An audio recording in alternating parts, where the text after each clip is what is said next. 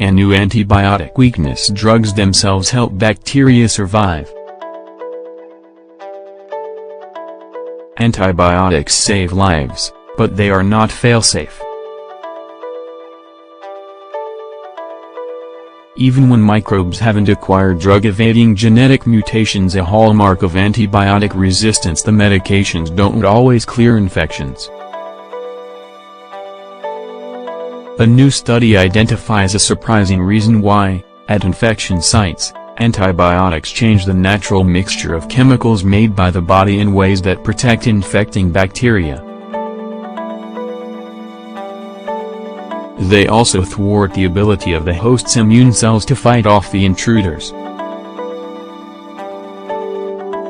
These findings, published Thursday in Cell Host and Microbe, could help scientists build more effective treatments, says James Collins, a biological engineer at Massachusetts Institute of Technology and senior author of the paper. Down the line, it may be possible to administer antibiotics along with other substances that either mitigate these changes or have the opposite effect, making drugs more effective, he says. Collins and his colleagues at MIT's Broad Institute, Harvard University and the University of California, San Diego, infected mice with Escherichia coli bacteria and gave some of them antibiotics. The scientists then took tissue samples from the mice and analyzed levels of certain bodily chemicals known as metabolites that bacteria can use to grow and multiply. At the sites of their infections, mice fed antibiotics had higher levels of some metabolites when compared with drug-free mice. The levels were also higher than what scientists detected in healthy mice. To see if the metabolites changed antibiotic effectiveness, Collins and his colleagues added these isolated chemicals to E. coli grown in lab plates.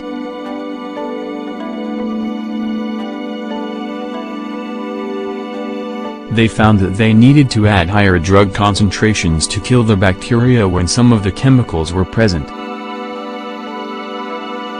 In other words, the chemicals that had been ramped up in the infected, antibiotic-treated animals were, ironically, making bacteria less susceptible to the drugs.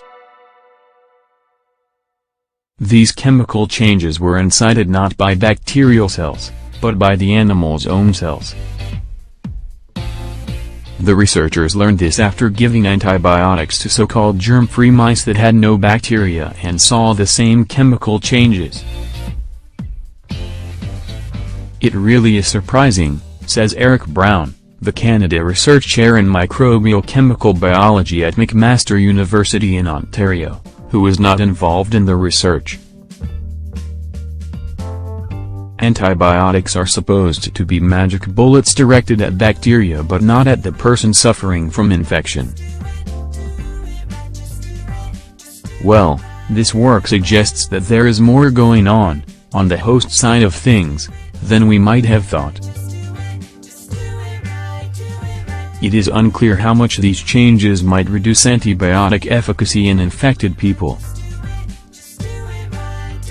We suspect that the strength of this effect will really depend on the type of infection and types of antibiotics used, says one of the paper co-authors, Jason Yang, a postdoctoral bioengineer at MIT.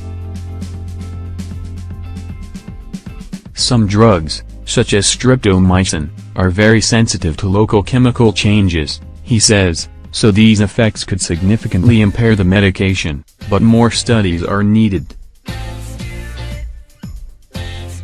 Collins also is not sure how the chemicals elicit these effects. But he notes some of the compounds slow down aspects of bacterial metabolism, making the antibiotics less lethal. Most antibiotics speed up bacterial metabolism while also destabilizing the metabolic process, leading to the buildup of toxic molecules inside the bacteria that help to kill them. With this process dampened, bacteria more easily survive. It is unlikely the host cells are producing these metabolites as part of a directed reaction, Yang says. We don't think that this is a programmed biochemical response, that when a host cell sees an infection and sees an antibiotic, that this is what it will produce, he says. Instead, it is probably that the non-specific side effects of these antibiotics in the presence of the bugs are causing other physiological changes that we don't know about. And these metabolites might be released as kind of byproducts. Antibiotics also seem to interfere with the infection-fighting activity of host immune cells. When Collins and his team added antibiotics to mouse immune cells called macrophages, the cells consumed less oxygen, necessary for bacteria-killing activity. Then they exposed macrophages that had been treated with antibiotics to E. coli.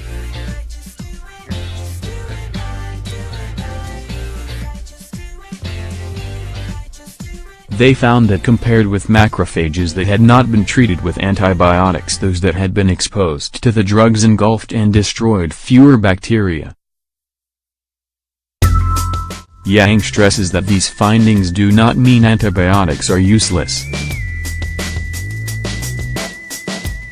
Antibiotics work really, really well, he says. For the vast majority of infections, when we give an antibiotic locally, it will clear the infection. But the findings do suggest infections are complicated environments, and that antibiotics influence more than just bacterial cells, often in unexpected ways. That's one of the really important concepts that I hope we can convey, that it's complicated, and the complicated parts do matter, he says.